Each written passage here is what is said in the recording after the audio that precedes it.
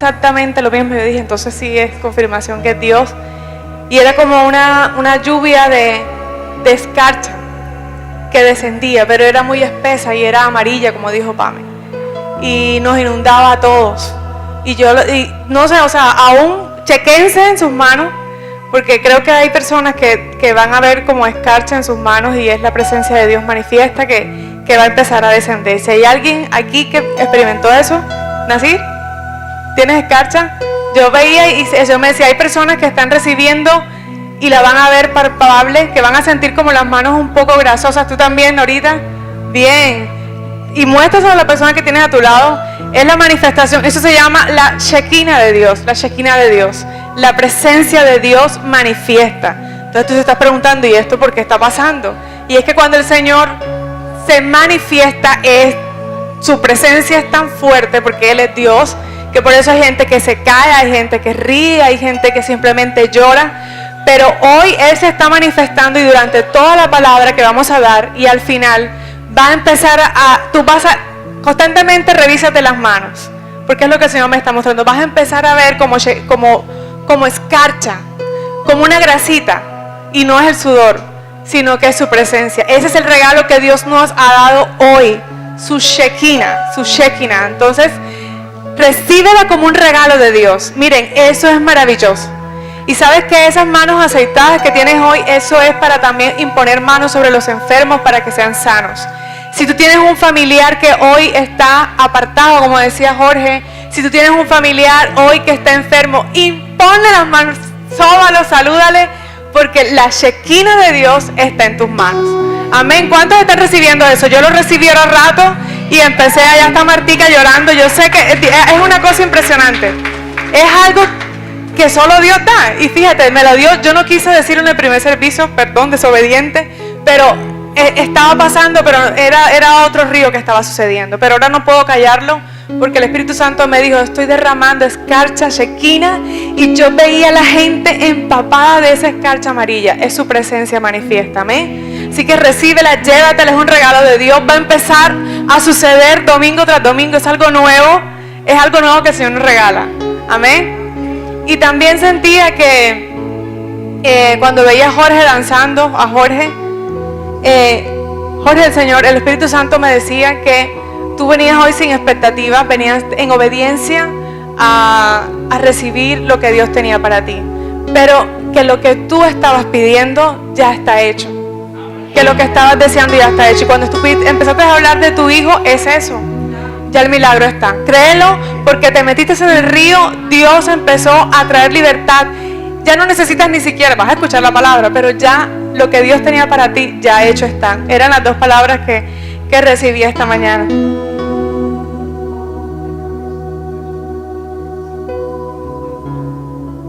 Hay libertad en la casa de Dios. Amén. Yo quiero preguntarte en esta mañana, si tú tuvieras el poder, es un superpoder así como los que tienen los superhéroes, si tú tuvieras un poder para evitar el dolor en tu vida, ¿tú lo usarías? Si tú tuvieras el poder para evitar las pruebas, las aflicciones, las pérdidas, las situaciones adversas, ¿tú usarías ese poder?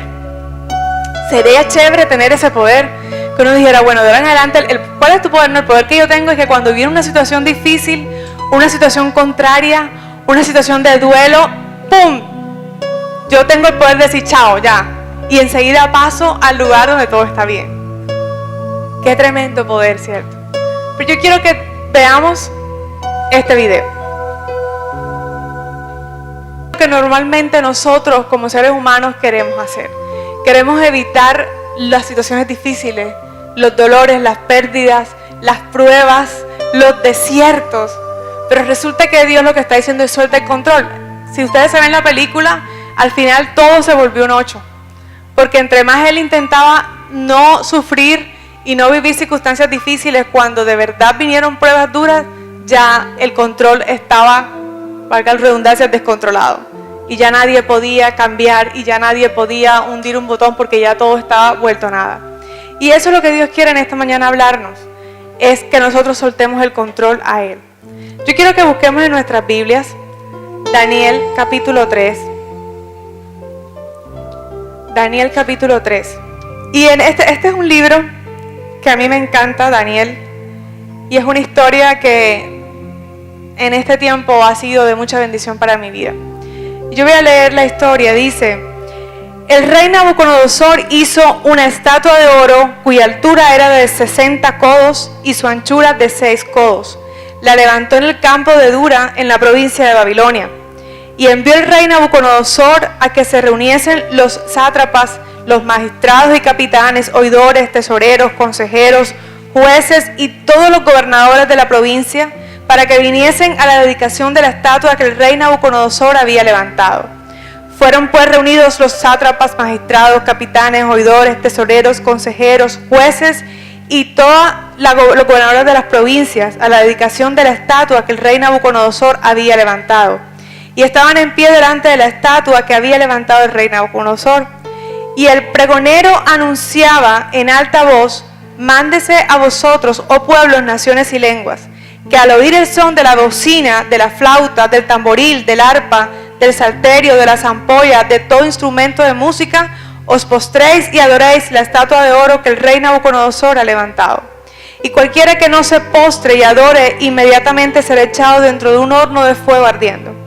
Por lo cual, al oír todos los pueblos el son de la bocina, de la flauta, del tamboril, del arpa, del salterio, de la zampolla y de todo instrumento de música, todos los pueblos, naciones y lenguas se postraron y adoraron la estatua de oro que el rey Nabucodonosor había levantado. Por esto en aquel tiempo algunos varones caldeos vinieron y acusaron maliciosamente a los judíos. Hablaron y dijeron al rey Nabucodonosor: rey, para siempre vive. Tú, oh rey, has dado una ley que todo hombre, al oír el son de la bocina, de la flauta, del tamboril, del arpa, del salterio, de la zampolla y de todo instrumento de música, se postre y adore la estatua de oro. Y el que no se postre y adore se ha echado dentro de un horno de fuego ardiendo. Hay unos varones judíos, los cuales pusiste sobre los negocios de la provincia de Babilonia, Sadrac, Mesac y Abed-Negó. Estos varones, oh rey, no te han respetado, no adoran tus dioses, ni adoran la estatua de oro que has levantado. Entonces Nabucodonosor dijo con ira y con enojo que le trajesen a Sadrac, Mesac y Abed-Negó. Al instante fueron traídos estos varones delante del rey. Habló Nabucodonosor y les dijo: ¿es verdad, Sadrac, Mesac y Abed-Negó, que vosotros no honráis a mi Dios, ni adoráis la estatua de oro que he levantado? Ahora pues estáis dispuestos para que al oír el son de la bocina y de todos sus instrumentos, te postréis y adoréis la estatua que he hecho. Porque si no lo adoréis, en la misma hora seréis echados en medio de un horno de fuego ardiendo. ¿Y qué Dios será aquel que os libre de mis manos? Sadrac, Mesac y Abed-Negó respondieron al rey Nabucodonosor diciendo: no es necesario que te respondamos sobre este asunto. He aquí nuestro Dios, a quien servimos, puede librarnos del horno de fuego ardiendo, y de tu mano, oh rey, nos librará. Y si no sepas, oh rey, que no serviremos a tus dioses, ni tampoco adoraremos la estatua que has levantado. Entonces Nabucodonosor se llenó de ira y se demudó el aspecto de su rostro contra Sadrac, Mesac y Abed-Negó, y ordenó que al horno se calentase 7 veces más de lo acostumbrado. Y mandó a los hombres muy vigorosos que tenían su ejército que atasen a Sadrac, a Mesac y a Abed-Negó para echarlos en el horno de fuego ardiendo. Entonces estos varones fueron atados con sus manos, sus calzas, sus turbantes, sus vestidos, y fueron echados dentro del horno de fuego ardiendo. Y como la orden del rey era apremiante y lo habían calentado mucho, la llama del fuego mató a aquellos que habían alzado a estos hombres. Y estos 3 varones cayeron atados dentro del horno de fuego ardiendo. Entonces el rey se espantó y se levantó apresuradamente y dijo a los de su consejo: ¿no echaron a 3 varones atados dentro del fuego? Ellos respondieron al rey: es verdad, oh rey. Y él dijo: he aquí yo veo 4 varones sueltos, que se pasean en medio del fuego sin sufrir ningún daño, y el aspecto del cuarto es semejante a hijos de los dioses. Entonces Nabucodonosor se acercó a la puerta del horno de fuego ardiendo y dijo: Sadrac, Mesac, Abed-Negó, siervos del Dios Altísimo, salid y venid. Entonces Sadrac, Mesac y Abed-Negó salieron de en medio del fuego. Y se juntaron los sátrapas, los gobernadores, los capitanes, los consejeros del rey para mirar a estos varones, cómo el fuego no había tenido poder alguno sobre sus cuerpos. Ni aún el cabello de sus cabezas se había quemado. Sus ropas estaban intactas y ni siquiera olor de fuego tenían. Entonces Nabucodonosor dijo: bendito sea el Dios de ellos, de Sadrach, de Mesach, de Abed-nego, que envió su ángel y libró a sus siervos que confiaron en él y que no cumplieron el edicto del rey y entregaron sus cuerpos antes que servir y adorar a otros dioses. Amén. Qué tremenda palabra, ¿cierto? Qué tremenda historia. Parece así como de Hollywood. Imposible de creer. Pero es una historia que está en la Biblia. Y qué bueno sería que nosotros le enseñáramos a nuestros hijos esas historias bíblicas. Porque eso hace crecer la fe. Y estamos hablando de 3 hombres que no la tenían fácil. Eran 3 hombres que cuando fue sitiado Jerusalén, esos 3 hombres junto con Daniel fueron tomados de sus tierras y fueron deportados a Babilonia, a un lugar completamente distinto donde había idolatría, donde había todo lo que desagradaba a Dios. Y ellos fueron sacados de su lugar, fueron apartados de sus familias y fueron traídos a Babilonia. Y sabes, Babilonia en este pasaje para nosotros representa este mundo. Dice la Biblia que nosotros estamos ¿dónde? ¿Pero qué? No somos de este mundo.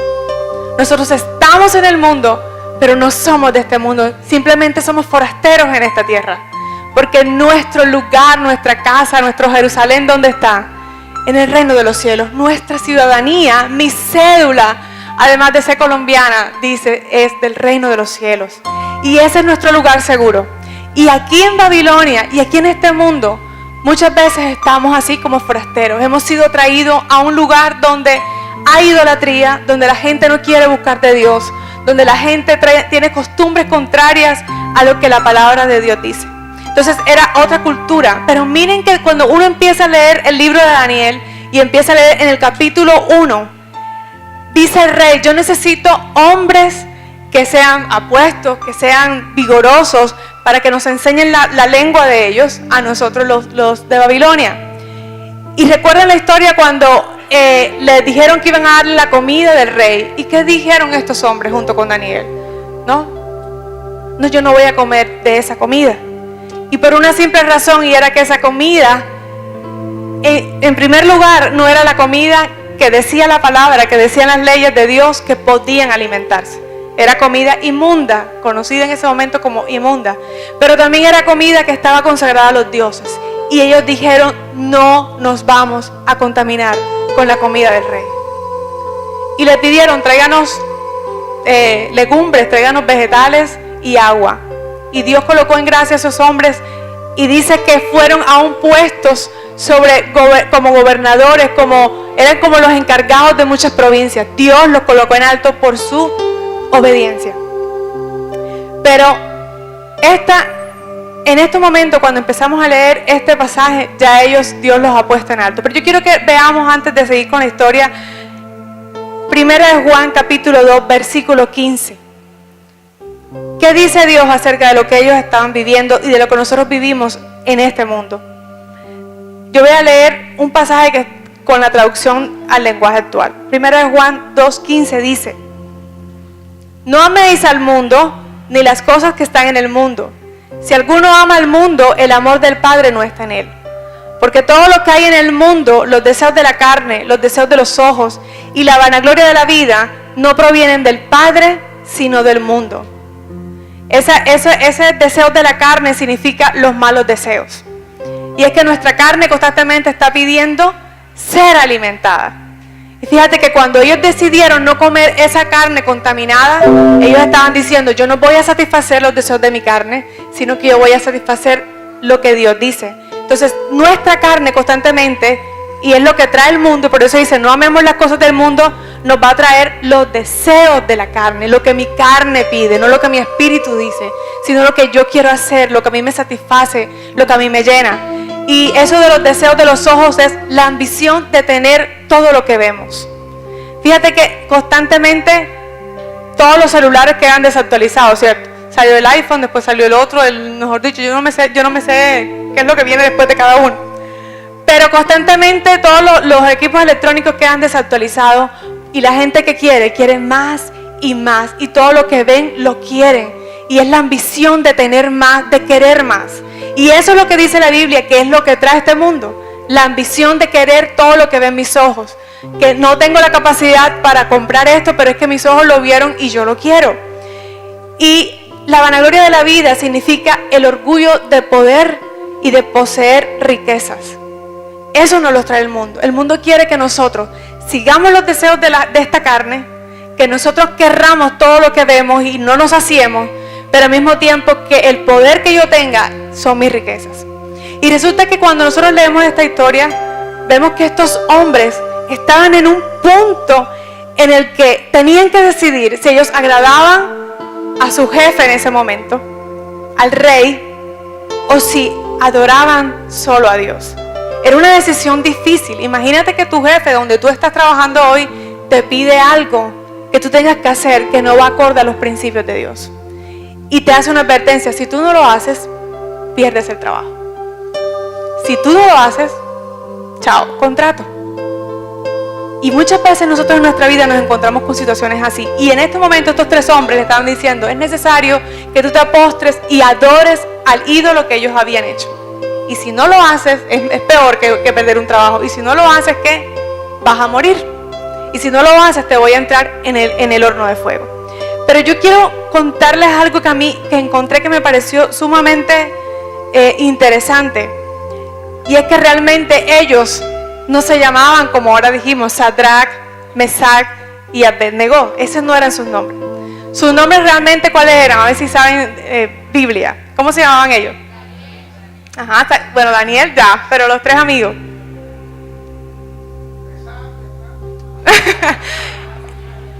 Ellos se llamaban Ananías, Misael y Azarías. Dile que tienes a tu lado: Ananías, Misael y Azarías.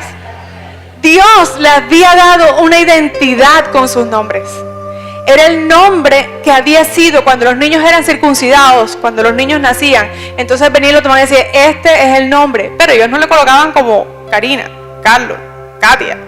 El nombre del pueblo de Israel tenía siempre un significado, y eso lo hemos aprendido. Resulta que Ananías significaba la gracia del Señor. O sea que cuando él iba caminando, en vez de decirle a Ananías, le decía: mira, gracias del Señor, ven acá. Imagínate que uno le dijeran así: las gracias del Señor. Wow, tremendo, ¿cierto? Misael significa el Dios fuerte. Entonces cuando decían Misael, le estaban diciendo: tu Dios es fuerte. Tu nombre significa que tu Dios es fuerte. Y Azarías significa el Señor es mi ayuda. Wow, ese nombre me encantó. Que cuando él iba caminando decía: mira, el que es el Señor es su ayuda, ven acá, el que el Señor es su ayuda. Y eso les daba identidad a estos tres hombres. Eran unos hombres poderosos, todos sus nombres llevaban implícito el nombre de Dios. Un Dios lleno de gracia, un Dios fuerte y un Dios que era su ayuda. Y sabes que el primer ataque que recibieron estos tres hombres fue perder su identidad. ¿Pero por qué? ¿Por qué lo primero que hicieron cuando llegaron a Babilonia es que dijeron: no. Esos nombres quedan en el olvido. De ustedes no se llaman ni la gracia del Señor, ni el Dios fuerte, ni el Señor es mi ayuda. Yo voy a cambiar los nombres. ¿Y sabes por qué hicieron eso? Porque querían que ellos olvidaran de dónde venían. Que ellos olvidaran que algún día adoraban a un Dios único, poderoso. Que ellos no recordaran su pasado, ni añoraran ese pasado donde solo estaban en la presencia de Dios. Y sus nombres fueron cambiados. ¿Y quieren saber qué significan esos nombres que les dieron? Ananías, que se llamaba la gracia del Señor, entonces ahora se llamaba Sadrach, que significa la inspiración del sol. Y los caldeos adoraban al sol. Entonces le colocaron el nombre de un dios falso, del sol. Se llamaba Sadrach. Y ellos adoraban a eso. ¿Cómo es que pasar de yo ser la gracia de Dios a pasar simplemente a ser la inspiración del sol? Eso no pegaba con su identidad, no era su esencia, no era lo que Dios había dicho de ellos. Y Misael, que significaba el Dios fuerte, pasó a ser Mesach, que significa de la diosa Sac. Era el nombre con el cual Venus, que era uno de sus ídolos, era adorado. Entonces imagínate, esto es lo que era peor. Le colocaron Mesach, que significa la diosa Sac, o sea, una mujer.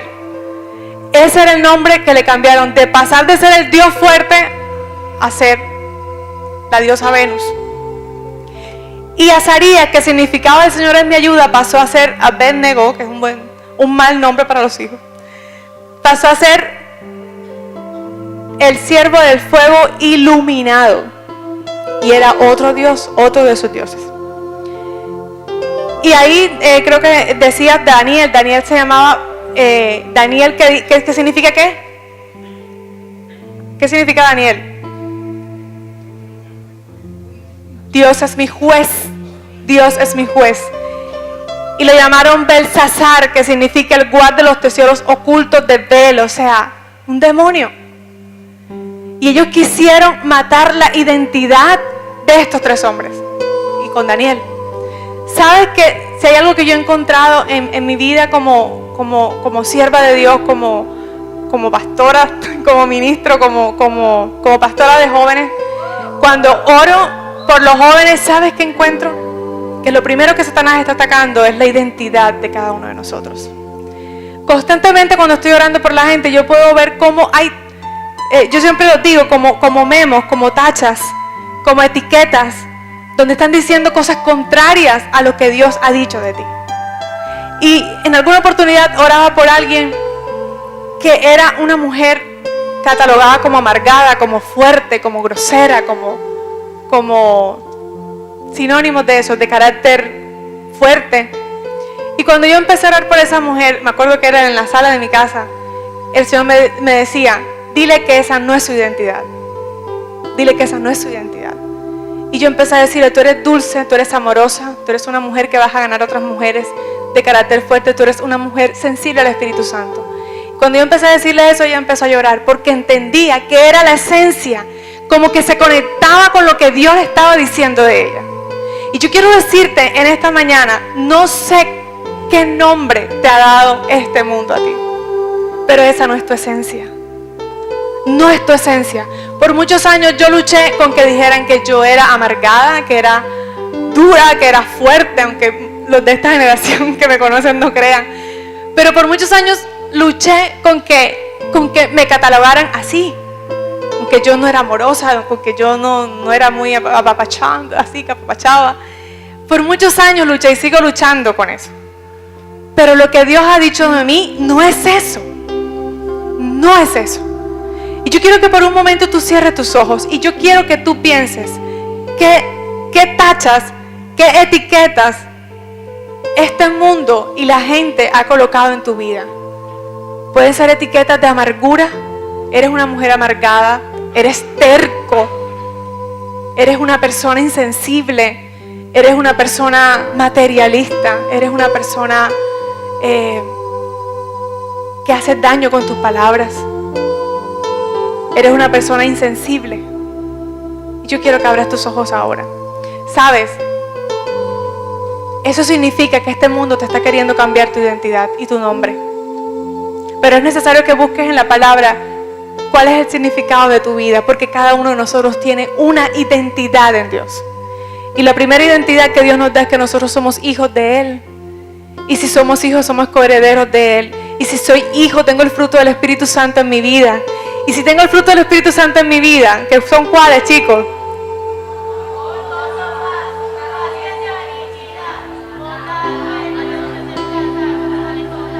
Esa es mi identidad. Dile a la persona que tiene de tu lado, esa soy yo. Dile, esa soy yo, ese soy yo. Dile, ¿sabes?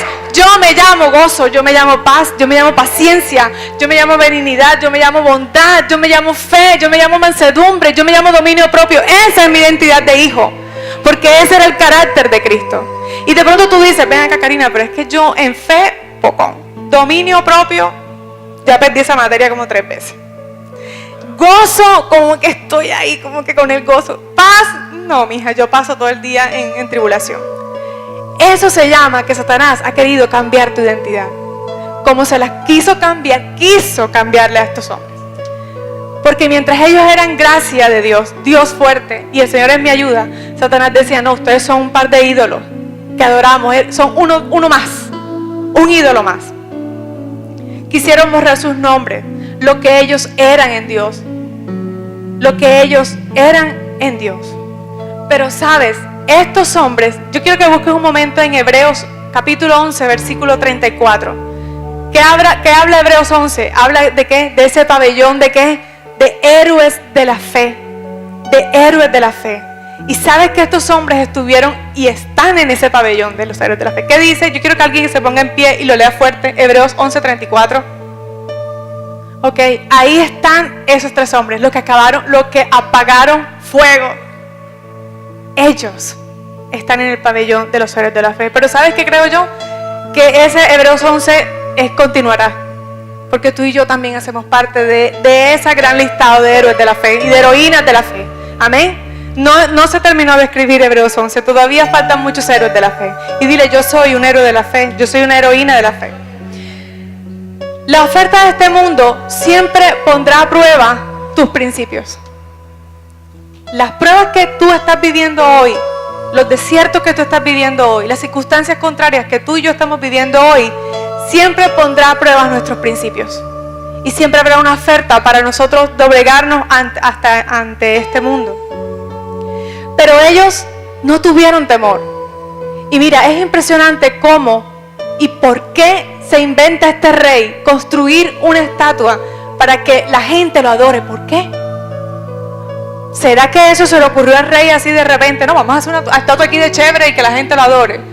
Detrás de cada circunstancia que tú vives y yo, siempre están las manos de Satanás allí, queriendo hacernos doblegar frente a Satanás.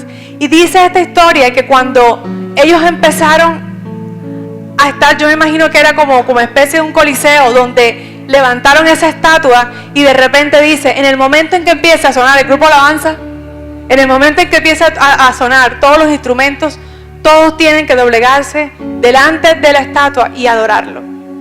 Y yo me imagino a ellos allí como asustados, Dios mío, ¿qué vamos a hacer? ¿Qué vamos a hacer cuando empiece a sonar la música y yo tenga que arrodillarme delante de alguien que no es mi Dios? ¿Qué voy a hacer? Y en ese momento dice la historia que empiezan a sonar esas bocinas y a sonar esa música. Y de repente me imagino yo, todo el mundo empezó a arrodillarse y quedaron ellos tres solos así, como que aquí estamos. Pero es interesante cómo en el capítulo 3, versículo 15, le dice el rey, ven acá, ¿y ustedes qué? Yo estoy aquí pintado de chévere. Es necesario que ustedes también adoren a la estatua que yo he levantado. Y le dice, les voy a dar la última oportunidad. No lo hicieron cuando estaban todos adorando, pero ahora les voy a dar la última oportunidad. A la voz, como quien dice, a la voz de 3. 1, 2, 3. Ahora. Y viene Sadrach, Mesach y Abednego y le dicen, no es necesario que te respondamos sobre si lo vamos a hacer o no. No es necesario que te digamos. Y le dijo, he aquí nuestro Dios, a quien nosotros servimos, puede librarnos del horno de fuego ardiendo, y de tu mano, rey, nos librará. Y si no sepas, oh rey, que no vamos a servir a tus dioses, ni tampoco adoraremos la estatua que has levantado. Entonces este hombre, ¿qué hizo? Se llenó de más rabia todavía. ¿Y cómo es posible que ustedes me desafíen a mí, al rey, al que manda, al que les está dando la papita aquí? ¿Cómo es posible que ustedes van a retarme así? Y dijo, ¿sabes qué? Ese horno, auméntenle el fuego 7 veces más. Que arda, que mejor dicho no puedan ni entrar cuando ya se consume.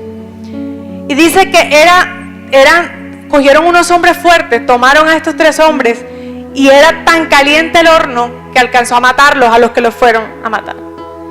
Pero esta historia termina diciendo que ellos, cuando entran a ese horno, no fueron quemados. Y más allá de eso, dice que cuando el rey se asomó, no eran 3, sino ¿cuántos? 4, porque el Dios de gloria estaba allí con ellos. Y lo que más me impacta a mí es que dice que él decía, ven acá, y estos no fueron los que los metimos atados, porque dice la Biblia que estaban atados de manos, de pie, con toda su ropa. Lo único que hizo ese fuego, ¿sabes qué fue? Libertarlos. El fuego lo que hizo fue traer libertad. Desataron sus manos, desataron sus pies, y no suficiente con que los desató el fuego, ¿sabes qué empezaron a hacer? a caminar alrededor del fuego. Aquí estamos chéveres en el fuego. Estamos aquí en el fuego, pero estamos chéveres aquí en el fuego. En medio del fuego se gozaban, como decía Jorge, estaban danzando con Dios. Yo imagino que estaban cantando, hay libertad en la casa de Dios. Ellos estaban en medio del fuego, de su prueba más difícil, de su tormento más difícil, en medio del fuego. Dice la Biblia que ni siquiera quedaron oliendo a fuego. Eso quiere decir que la protección de Dios era completa. Pero ¿sabes qué? Empezaba yo a imaginar o a pensar o a meditar cuando leía esta historia. Y yo decía, ¿y por qué Dios permitió que llegaran hasta ese extremo? O sea, ¿por qué Dios, no sé, derribó la estatua? Un rayo, ¡pum!, y la derribaba. ¿O por qué Dios, no sé, al rey le dio un dolor de barriga, se enfermó y ya no pudo hacer su espectáculo? Pero ¿por qué Dios permitió que llegaran hasta ahí, hasta ese horno de fuego? ¿Por qué? Y eso me hacía imaginar lo que colocamos en el video, el clic. ¿Sabes qué he entendido yo en este año? Que a Dios nos encanta meternos en el horno de fuego. Porque en el horno de fuego hay libertad. Porque lo que tienes atado, cuando Dios te mete en estos desiertos fuertes, cuando Dios te mete en estas situaciones que uno no quiere vivir, cuando Dios te prueba, allí Dios te hace libre. ¿Sabes de qué te hace libre? De un poco de estereotipos y mentiras que tenemos en nuestra cabeza. Y cuando Dios te mete en el fuego, tú empiezas a decir, wow, si es que cuando vengo por momentos difíciles, yo no estoy sola. Y eso también me mostró a mí que en esa prueba que tú estás viviendo hoy, y en ese fuego, en ese horno de fuego que a lo mejor puedes estar hoy, no estás solo y no estás sola, sino que Él está caminando en el fuego contigo. Él está allí. Él está allí, puedes verlo, en medio de tu dolor, en medio de tu desierto, en medio de tu prueba. El Señor está allí contigo. Está allí. Te desata, te hace libre, pero te hace caminar en el fuego. Pero ¿sabes qué hacemos nosotros como seres humanos? No queremos vivir los desiertos y las pruebas. No las queremos vivir. Queremos que existiera un poder como el de ese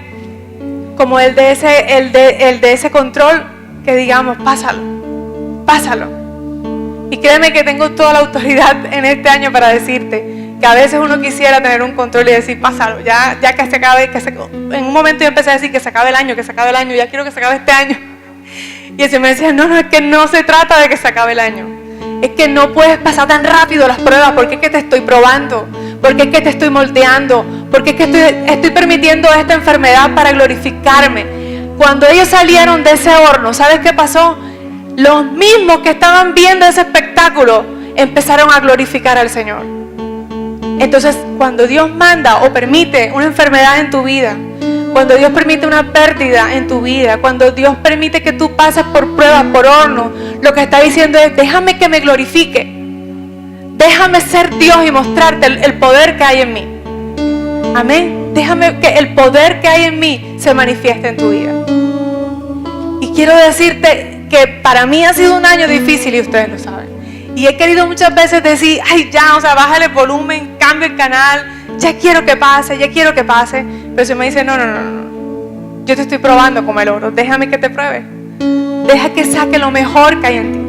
Deja que yo pueda enseñarte que no estás sola, que yo soy tu Dios, que yo estoy ahí en el horno contigo. Amén. Vamos a buscar Isaías capítulo 43, versículo 1 al 3. Pero yo lo voy a leer en una traducción mucho más diciente. Y yo quiero que tú la escuches. Dice, ahora pueblo de Israel, Dios tu creador te dice, coloca ahí tu nombre. Ahora Mateo, Daniela, ahora Álvaro, Andrea, dice, no tengas miedo, yo te he liberado, te he llamado por tu nombre y tú me perteneces. Aunque tengas graves problemas, y en la versión Reina Valera dice, aunque pases por el fuego, yo siempre estaré contigo. Cruzarás ríos y no te ahogarás, caminarás en el fuego, ¿y qué? Y no te quemarás, porque yo soy tu Dios y te pondré a salvo. Yo soy el Dios Santo de Israel. Karina, yo te amo, tú vales mucho para mí. Para salvarte la vida y para que fueras mi pueblo, tuve que pagar un alto precio para poder llamarte mi pueblo. Entregar naciones enteras como Saba, Etiopía y Egipto. No tengas miedo, yo siempre estoy contigo. No importa dónde estés, yo te llamaré y te haré volver a tu tierra y volverás a ser mi pueblo. A las naciones del norte, a las naciones del sur les diré, devuélveme a mi pueblo. No se queden con ellos. Dejen que mis hijos y mis hijas vuelvan de los lugares más lejanos.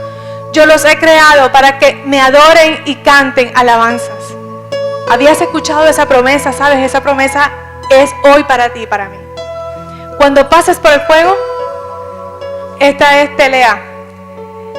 Cuando pases por el fuego, ¿qué? No te quemarás. Ni siquiera la llama arderá en ti. No permanecerá ese fuego ahí. Y si vas a pasar por ríos, ¿qué dices? No te vas a negar. No te vas a ahogar, no te vas a ahogar, no te vas a quemar. Pero sabe, no evites llegar a ese fuego, no lo evites llegar. Porque es que Dios no está diciendo que no va a venir, sino que cuando tú pases, ¿qué va a pasar? No te va a hacer daño. Pero Dios no te está diciendo que no vas a ir. La Biblia dice, en el mundo tendrás aflicciones, ¿pero qué? Confiad, yo he vencido. ¿Sabes cómo lo veo yo? Como cuando te dicen, mira, te tengo una buena y una mala noticia. ¿Y qué dice uno? No, di la mala para salir de eso, ¿cierto? Uno siempre quiere la mala, ya para que la buena y entonces chévere. Entonces Dios le dijo, bueno, la mala noticia es que en este mundo vas a sufrir muchas situaciones difíciles. Yo me imagino a los discípulos, ¡ay, Dios mío! ¿Cómo así que yo voy a vivir circunstancias difíciles? Cuando Jesús le dijo estas palabras a sus discípulos, ya Él iba a ir a la cruz. Y le estaba diciendo, saben, muchos de ustedes van a morir. Muchos de ustedes van a ser esparcidos. Muchos de ustedes van a vivir momentos difíciles. Y yo no voy a estar aquí, pero mi Espíritu Santo va a estar. Y les dijo, la mala noticia que les tengo es que van a sufrir. Es que van a vivir circunstancias difíciles. Bueno, ay, ¿cuál es la buena? Y la buena noticia es que ya yo vencí todas esas circunstancias. Yo he vencido al mundo. Entonces yo no sé cuál es la prueba que hoy tú estás viviendo. Y es ese horno de fuego en el que estás metido, en el que de pronto te metieron, y por tú no negar tus principios, ahí estás. ¿Sabes? Hay muchas ofertas del enemigo para que tú no llegues a ese horno. Porque si ellos decían, bueno, vamos a hacer una cosa, después Dios me perdona, vamos a adorar a esta estatua, ¿cierto? Y ya después le pido perdón a Dios y chao, para de contar. Y así muchas veces te va a llegar, mira, ven acá, Lauren, te voy a dar un contratico, pero ya tú sabes, la combatica ahí, entonces tú me das una partecita, pero y entonces Lauren, ay, Dios me bendijo, gloria a Dios, no, eso es del diablo, eso no es legal. Y muchas veces las pruebas que tú estás viviendo, siempre van a haber salidas que Satanás te va a dar a esa prueba. Y presta la atención, piensa en la prueba, en el desierto y en el fuego que estás viviendo ahora. Siempre Satanás te va a tener una oferta espectacular para que no llegues al horno. Pero estos hombres dijeron, no me importa, y si vamos a morir, morimos. Pero yo no voy a adorar a un Dios distinto. Y le dijo, ¿sabes qué, rey? Tú puedes ordenar que prendan ese horno, pero mi Dios me va a librar de ese fuego y de tus manos. Es decir, mi Dios tiene poder sobre ti. Amén. Y quiero decirte, Dios tiene el poder sobre aquellos que aún se han llenado de envidia, de rabia, que se han ido en contra de tu vida, que sabemos que no son los seres humanos, que es lo que está en ellos, ¿cierto? No son ellos, sino lo que está en ellos. Cuando yo leo Juan 16:33, que dice que en el mundo tendremos aflicciones, pero confiad, yo he vencido el mundo, quiero decirles que ese versículo se convirtió en el regaño de Dios para mí en el año 2018. O sea, el azote más grande que Dios me ha dado este año me lo dio con ese versículo. Porque un día en mi casa quejándome, no dando adoración, sino que es avanza, no alabanza, sino que es avanza. Y yo decía, ay no, estoy cansada de tanta prueba, saco de una, me meto en otra, es prueba, fuego, prueba. Y no salgo de ahí. Y Dios mío, o sea, ya suéltame. Ya no quiero más pruebas. Y yo empecé a quejarme y a decir, pero ¿por qué me pasa a mí esto? Pero si yo le sirvo a Dios, pero ¿por qué Dios permite esto? Pero ¿por qué?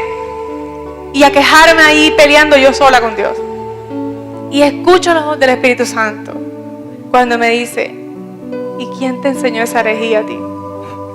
¿Quién te enseñó eso? Y yo, ¿cómo así que quién me enseñó eso? ¿Quién te enseñó que no vendrían pruebas y aflicciones? Eso no es lo que dice la Biblia. Y yo, ay, cierto. Juan 16. En el mundo tendréis aflicciones, pero confía, yo he vencido el mundo. Entonces no es el momento de darle quejabanzas a Dios. Es el momento de decir, yo voy, Señor. Si tú me quieres meter en el horno, yo voy, porque yo sé que tú me vas a librar de allí. Y lo más maravilloso es que tú estás conmigo ahí. Si ustedes leen la historia de Daniel en el foso de los leones, ¿qué pasó? Igual, le estaban pidiendo a Daniel, le estaban pidiendo que fuera en contra de sus principios.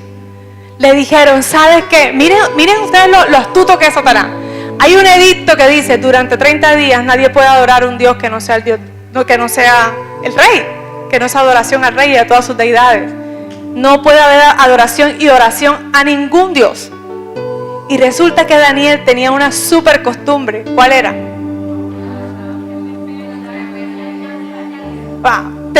Pero no era que el desayuno, el almuerzo y la comida. Era 3 veces de adoración, que él abría las puertas de su casa mirando hacia Jerusalén y adoraba al Señor. 3 veces al día. A mí Daniel me reta. Y yo quiero, eso es algo que yo le pido al Señor, yo quiero tener el tiempo para hacer eso, para no un momentico ahí, sino de verdad, 3 veces al día poder estar en la presencia de Dios. Y cuando Daniel escucha el edicto, ¿qué hace Daniel? ¿Será que se esconde? Vamos aquí a cerrar la ventana para que nadie me vea orando aquí, porque entonces viene y me matan y me echan en la boca los leones. Daniel dijo, no, yo no voy a hacer lo contrario a lo que Dios quiere que yo haga. Llegó a su cuarto, abrió las ventanas para que todo el mundo lo viera. Es más, la gente sabía, porque los que están ahí son unos envidiosos, o sea, era gente envidiosa que no habían podido encontrarle ninguna tacha a Daniel. Le dijeron, ¿sabes qué? Ese hombre es, mejor dicho, el mejor trabajador. El tipo es correcto. El tipo es de los mejores gobernantes que hay aquí. Lo único que podemos hacer es que peque contra su Dios. Es la única manera. Pero cuando él ve ese edicto, Daniel y la gente, yo me veo un poco chismosos, envidiosos, viendo, vamos a ver qué va a hacer este. Y dice que Daniel abrió las ventanas de su cuarto y empezó a adorar a Dios. Y cuando ellos vieron eso, todo ese poco de envidiosos fueron y se lo dijeron al rey, allá está el tuyo. No es que no podían adorar a otro, sino a ti y a tus dioses, allá está, adorando al Dios de él. Y dice que ese rey lo amaba tanto y se preocupó y se turbó. Uy, ahora qué embarrada para qué se puso a adorar a Dios. Y lo echaron a la boca de los leones. Pero el rey dice que ni siquiera pudo dormir. Pero al día siguiente, ¿qué pasó cuando empezó a decir, Daniel, ¿dónde estás, Daniel? Dice que Daniel dice, el Dios que vive me ha librado y ha cerrado la boca de los leones. Y aquí estoy. Sí, porque él dice, porque le fui fiel a mi Señor y le he sido fiel a usted, rey. Fíjense la honra que él tenía. El Dios mismo que sacó a estos 3 hombres del horno de fuego cerró la boca de los leones. Y sabes, cuando estaba orando yo sentía que hay muchos leones que han querido acabar con tu vida. Gente que se ha levantado a hablar contra ti. Gente que te ha querido matar, destruir, opacar, circunstancias que han querido hacerte retroceder. Pruebas que te han querido, la pastora decía que Dios le mostraba algo de juicio. ¿Cierto? Y esos son esos leones que quieren venir a acabar con tu vida, destruirte. Pero Daniel no dejó de hacer lo que tenía que hacer. Y lo que Daniel empezó a hacer fue que adorar a Dios. Por eso, Jorge, cuando estabas adorando era eso.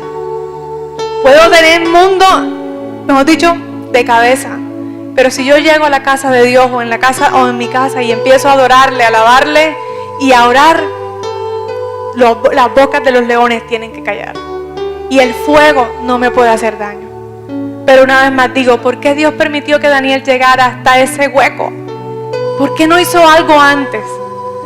Porque si tú empiezas a mirar las historias de la Biblia, entonces uno empieza a decir, bueno, ¿y por qué Dios dejó que llegaran hasta el Mar Rojo para poder dividir? ¿Por qué no lo hizo antes? ¿Y por qué Abraham tuvo que pasar casi 5 años para tener un hijo? ¿Por qué? ¿Por qué no lo hizo en un año? ¿Cierto? ¿Por qué tuvieron que durar 40 años en el desierto el pueblo de Israel? ¿Por qué no le dijo como, vamos a ponerle así como 5? como para no ser tan cruel. ¿Por qué 40 años en el desierto? Y es que es necesario que nosotros vivamos esos procesos. Pero finalmente yo quiero que busquemos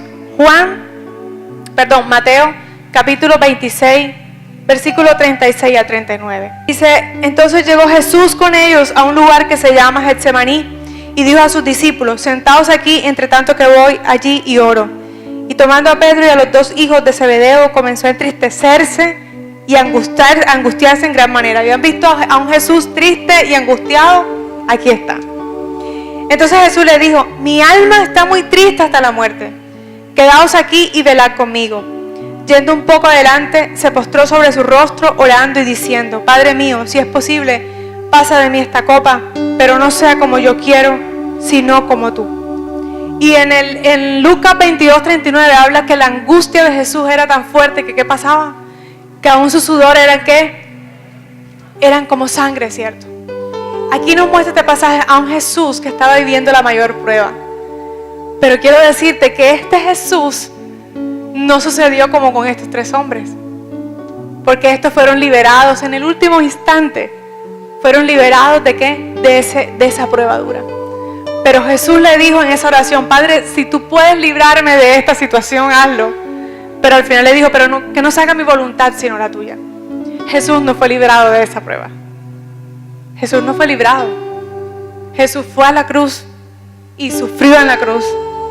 Y su Padre tuvo que apartarse por un instante de él porque se había hecho pecado por ti y por mí. Mientras todos los hombres de Dios fueron librados de sus pruebas, nuestro Jesús no fue librado de esa prueba. Pero es tan interesante su oración que dijo, es dura, si tú puedes hacer que pase algo y que yo no tenga que ir, hazlo. Pero al final dijo, pero que no se haga mi voluntad, sino la tuya. Y yo creo que esa tiene que ser nuestra oración hoy. ¿Sabes? Últimamente hemos cantado mucho la canción, aunque no pueda ver que estás obrando. Y Dios siempre está haciendo algo, porque Él ya en la cruz murió por todo eso que tú y yo estamos pasando. Ya Él lo vivió y ya Él venció. Yo quiero terminar esto diciéndoles que hace unos días Dios me habló de una manera bien inusual. Y yo le contaba a los jóvenes eso. Y era que yo iba en mi... Todos saben que este año ha sido difícil, he estado lejos de mi familia. Iba un lunes, el lunes es un día complicado. Iba yo para mi Carmen de Bolívar, en un rápido, el Carmen, que no tiene nada de rápido. Y cuando yo iba, eso hacía el sol, se monta el puerco, el choncho, la vaca, el perro. Y yo iba ahí como, ay, este calor y esto aquí, y la gente, y huele mal esto, y ay, qué terrible. Y cuando estaba en un lugar, no, hubo un accidente ahí adelante, una mula se volteó, no hay paso, y ahora yo aquí en esto, ni para atrás ni para adelante. Y yo, si me pudiera devolver, bueno, pero tampoco me puedo devolver. Y para allá no puedo ir porque no hay quien me lleve. Y la gente empezó a pelear, y devuélvame la plata del bus, y bueno, tú sabes todo lo que pasa ahí. Y empieza la gente con el escándalo, y la gente, y no, yo tenía una cita, y bueno, la locura. Y yo en mi mente empecé a quejarme, ay, si yo fuera por lo menos un carro con aire aquí, pero en este bus caliente, y yo si fuera cómoda, o sea, y yo empecé en mi mente a quejarme. Ay, esto, no, ¿hasta cuándo va a acabar este martirio mío? No había desayunado, entonces hambre, yo con hambre me pongo así como un poco. Y entonces, cuando de repente yo sentí como si el Señor me decía, pero no te quejes. No te quejes, yo estoy obrando. Y yo, bueno, vamos a hacer un experimento. De verdad hice un experimento y dije, Señor, vamos a hacer una cosa. Yo no me voy a quejar, pero yo quiero que tú hagas algo. Yo quiero verte actuar. En medio de este caos, mira, eso era un caos terrible, el poco de carro, el poco... Entonces yo dije, Padre, voy a hacerlo. Si me tengo que devolver para Cartagena, gloria a Dios. Si tú, no sé, me toca caminar con una moto que me lleve más allá de... Yo no sé ni dónde estaba, creo que en Sincerín, yo no sé. Si lo hago, lo que tú quieras hacer aquí, y empiezo yo a cantarle al Señor, a adorarlo ahí, yo normal. De repente, yo siento que el Espíritu Santo me dice, yo estoy obrando, yo lo estoy haciendo. Yo, bueno, amén, gloria a Dios, Padre, estás obrando. No lo veo, pero estás obrando. Y yo me bajo del bus como a estirarme, habían pasado 3 horas, ya habían casi 4 horas de estar ahí. Y cuando yo estoy ahí, me bajo, me dice, el carro paró en una gasolinera, no iban a devolver plata, yo dije, ahora me toca sacar más plata, bueno. Y de repente había alguien que trabaja en los juzgados de restitución en el Carmen, y me dice, doctora, venga acá, venga, que le iba a decir una cosa, usted ve esa camioneta que está allá, una tremenda nave, una camionetona así espectacular, y dice, ese señor va para el Carmen. Y yo así, pero ¿por dónde se va a meter? Si usted supiera que quedamos varados en una trocha. Aquí detrás de esta gasolinera hay una trocha que te lleva al piso y santo remedio, pero por ahí no puede pasar cualquier carro.